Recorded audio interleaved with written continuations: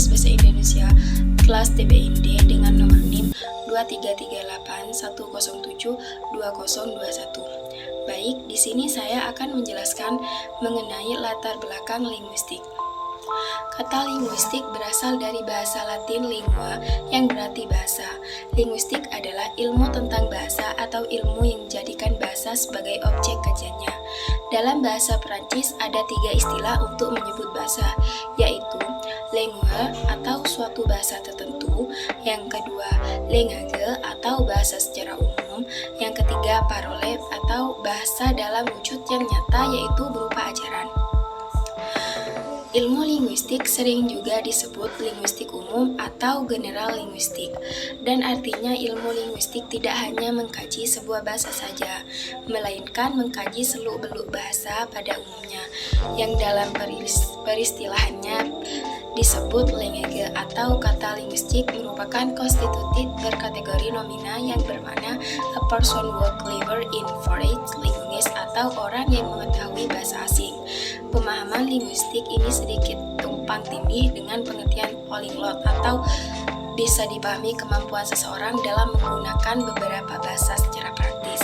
Sedangkan seorang linguis atau ahli bahasa adalah orang yang mempelajari teori bahasa secara sistematis, mengenai struktur bahasa, sejarah bahasa, perbandingan bahasa, kekeluargaan bahasa, dan lain-lain sebagainya. Pengertian linguistik. Linguistik adalah ilmu yang mempelajari segala sesuatu yang berkaitan dengan bahasa, tergantung pada sudut pandang dan pendekatan seorang peneliti. Ilmu kebahasaan seringkali digolongkan sebagai cabang dari ilmu fikir, psikologi, dan antropologi.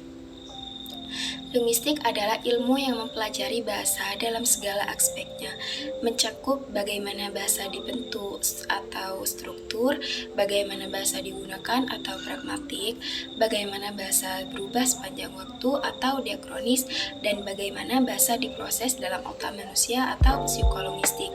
Linguistik juga mencakup studi tentang variasi bahasa, termasuk dialek, aksen, dan bahasa-bahasa lain di seluruh dunia.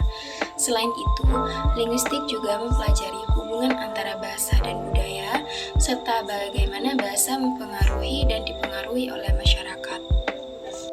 Objek kajian linguistik. Objek kajian linguistik dibagi menjadi beberapa kajian. Yang pertama, fonologi atau studi tentang sistem Islam. Yang kedua, morfologi atau studi tentang struktur kata. Yang ketiga, sintaksis, studi tentang struktur kalimat dan bagaimana kata-kata berinteraksi untuk membentuk kalimat. Yang keempat, semantik atau studi tentang makna. Ini melibatkan analisis bagaimana makna disampaikan melalui kata-kata. Yang kelima, pragmatik atau studi tentang bagaimana konteks dan situasi mempengaruhi bahasa. Yang keenam, sosiolinguistik atau studi tentang bagaimana bahasa berinteraksi dengan masyarakat dan budaya. Berdasarkan objek kajiannya, apakah bahasa pada umumnya atau bahasa tertentu linguistik dibedakan menjadi linguistik umum dan linguistik khusus. Linguistik umum adalah linguistik yang berusaha mengkaji kaidah-kaidah bahasa secara umum. Sedangkan linguistik khusus adalah berusaha mengkaji kaidah bahasa yang berlaku pada bahasa tertentu. Berdasarkan objek kajiannya, apakah bahasa pada umumnya atau bahasa tertentu linguistik dapat dibedakan adanya linguistik sinkronik atau linguistik dekriptif dan linguistik diakronis atau linguistik historis dan komparatif. Linguistik sinkronik mengkaji bahasa pada masa tertentu. Linguistik diakronik berupaya mengkaji bahasa pada masa yang tidak terbatas. Tujuan linguistik diakronik adalah untuk mengetahui sejarah struktural bahasa itu dengan segala bentuk perubahan dan perkembangannya. Berdasarkan objek kajiannya, apakah bahasa pada umumnya atau bahasa tertentu linguistik dapat dibedakan menjadi linguistik teoritis dan linguistik terapan. Linguistik teoritis berusaha mengadakan penyelidikan bahasa hanya untuk menemukan kaidah-kaidah yang berlaku dalam objek kajiannya itu.